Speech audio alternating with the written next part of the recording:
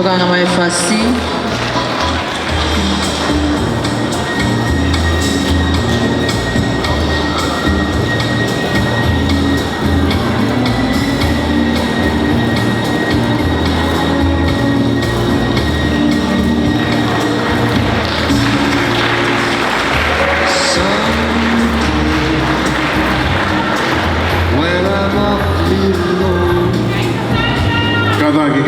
Pasipay ko pinapuyin de kay puke ay cloudy ko ya o bis Heilala da kahili de ba ay pero ni ko ya ko malo ko ay body ko ay kan ako bay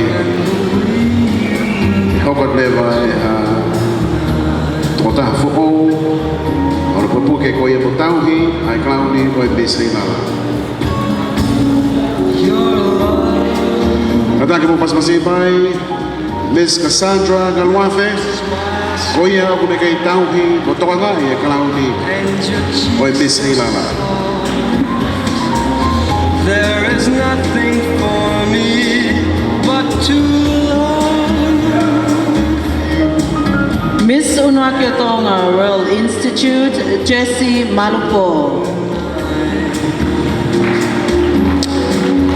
Miss Pose Fashion, Eva Fakalata Lawrenson.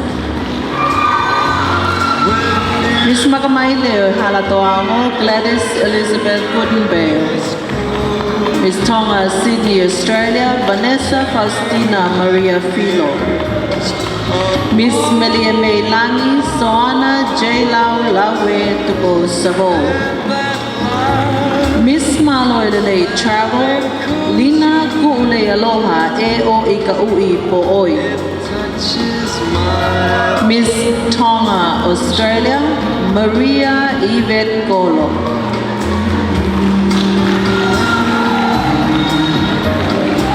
Miss Kele'a Tonga, Manutu Ufanga Siwea Koka. Keep that breathless charm. Won't you please arrange it? Miss Leola, Brittany Mahealani Tuko Wakatau Pule Fui Mau.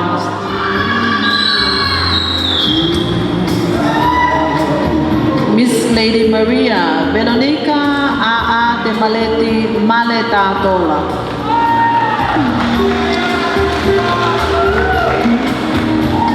Miss Billfish, Tangi Atonga Latu.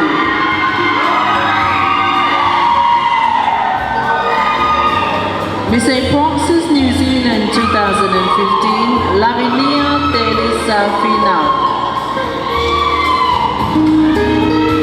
And last but not the least, Miss Henghengi Atonga, Saini Kele'a Ilaisane Tuipulotu Kenke.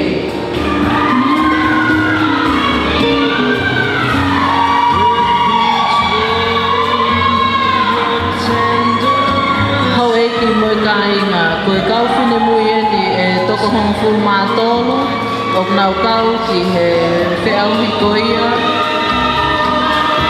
ne whamau ia i ki nau tolu i he whiawhini, kamata pepe me he taleniti, hoko atu ki he teunga matatahi, pea whaosi aki ai teunga, ngawe aki a ngahi, akau ku whanua koia a Tongani, iha sipping a fo'o, peko contemporary island creation.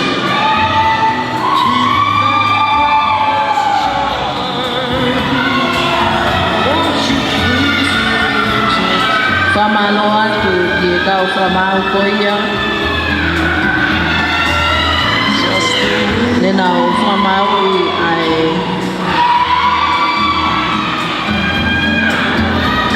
whiauhi whamui koe ni ai contemporary island creation.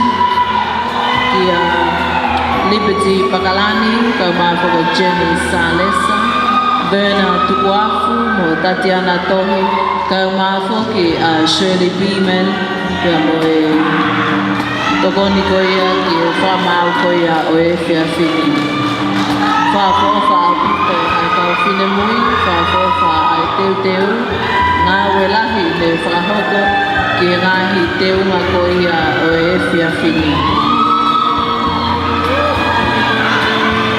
O atai pe whoki a ai whamalolo to honga ki he ngahi kautaha ko na o whapaanga o Malawa ke whahokoi ai Pokalama o wiki Heilala.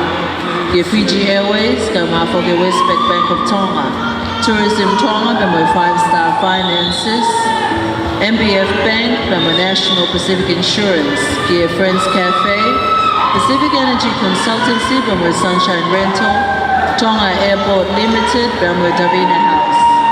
Kauma Foki ay Coca Enterprises. Pangaimoto Island Resort. iCoffee Tonga ka mo Deep Blue Diving. Kay Likualofa Beach Resort ka mo Art of Tonga. Pamalo ki he ngai kautaha o kia nau kau fine muyo kau he whiau hio e whia fini. Ki Lady Maria kau mawhakapō Musiona Whanua and Pose Fashion. Ako sita lavlavu pe mo Unakio Tonga Royal Institute. Ki makamaile o Halatoango Club pe mo Nikua Group me Australia. Tonga, Sydney, Australia. Maten Tapueluelu mo Kele'a Tonga. Leola Group Limited. Billfish Bar and Restaurant. Salote Heretalilo. Pe mo Proxys Immigration New Zealand. Josephine Uhatafe mo Malolele Travel. Henghengi Atonga. Mr. Alexander Nichols, Bemo Tropical Island Hula Entertainers, Bemo Melia Melangi. Mogadaki of Paspasi Mai, Iranian Miss Heilala, Bemo Kaufine Mui at the Hong Fu Matolo, Ninau Kitau Fe Auhikoya, Ihe Fiafini.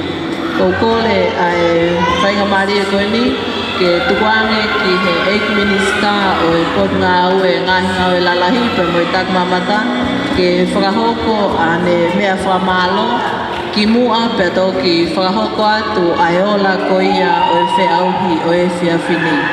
Whanau mo kataki o taripe he Funga Stacy ka e tuange whainga Maria e kau atita ka e mafo ke sea kau whamau ke whakakato ai ngā ue koia o e whiawhini.